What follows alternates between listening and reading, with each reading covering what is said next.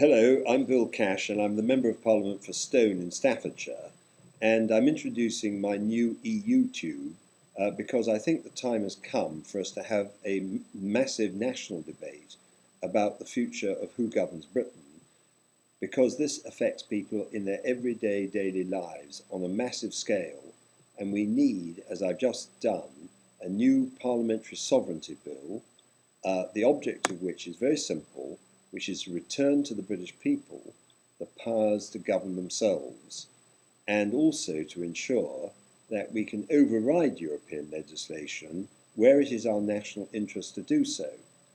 Now, some people will argue that it's all gone too far, it's inevitable, there's nothing we can do about it, what's the point in trying to do something about it, and does it really matter? Well, the short answer is it matters very much indeed to every single person listening to this programme. And it also is absolutely essential that we do something about it. This is a matter of political will, but it's also a constructive move towards greater democracy. The European Union, since 1972, has been moving further and further, first of all as the European Community and then as the European Union itself, away from democracy. What we must do is to return the decision making to those people, the voters of this country, who vote in the ballot box for their own democratic decisions. And therefore this is something which needs to be sorted out before the political manifestos are themselves completed in the run-up to the general election, which I'm sure will take place in or around May this year. So how and to what extent does it affect people's daily lives? Well, quite clearly, the European Union affects immigration. The Lisbon Treaty makes that absolutely clear, and it also has a dramatic impact on our public finances, on the whole question of public expenditure, the cuts in public expenditure, and all the rules relating to debt are governed by the European Union. So cutting public expenditure is bound to have an impact on our taxation and also, for that matter, also on the public services like health, education, and local authorities, and all the things that we take for granted. So in order for us to get the balance right, we've got to make sure that we govern ourselves and that we're not just driven by what the European Union says.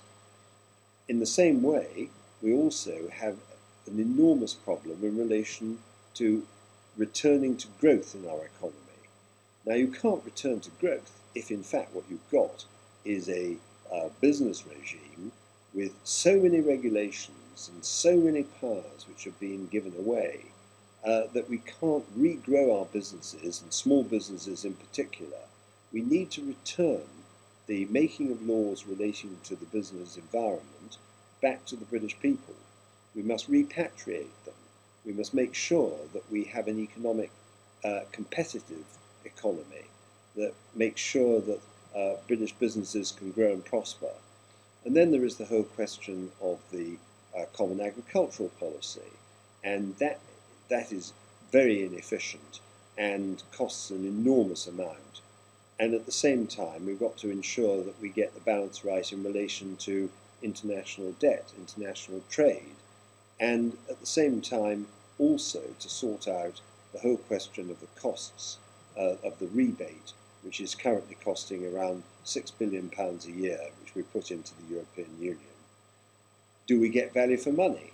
Is this something which works? And the short answer is, when you look around the rest of Europe, you see that the economies of Europe have got massive unemployment, that they are not working properly, and huge problems are developing in the European Union which have a direct effect on our own country and in the way in which, as participating members of the European Union, we're affected by what goes wrong over there as well.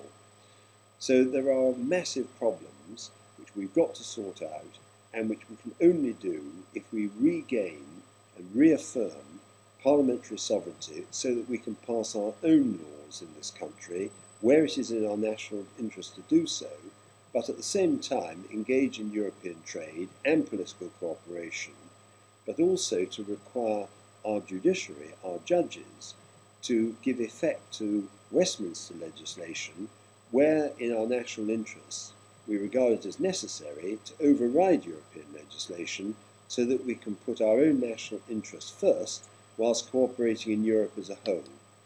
So that is the objective, and that is what my Parliamentary Sovereignty Bill and the reaffirmation of parliamentary sovereignty on behalf of every single person in this country, all the voters in this country. It is their democratic will, their democratic choice in the ballot box as we come up to a general election, which is really what is absolutely fundamental. This is a historic election, and it is a moment when we can manage to get this right. And in my belief, the Conservative Party, with David Cameron supporting a parliamentary sovereignty bill, has got the means of achieving that objective. The question is simply how we go about it, and we have a proper debate, and where necessary, bypassing the BBC and other media outlets which are not giving proper attention to this subject, which is absolutely critical to our future. So do please participate in this national debate. Let's get it right. Let's have a full discussion, and let us make sure that we are not censored and prevented from being able to discuss this issue, which is of vital national interest to every single person watching this programme, and of course those who are not. So do please take part, and I look forward to being with you again on a future occasion in the near future, when I shall explain some other matters relating to this huge issue.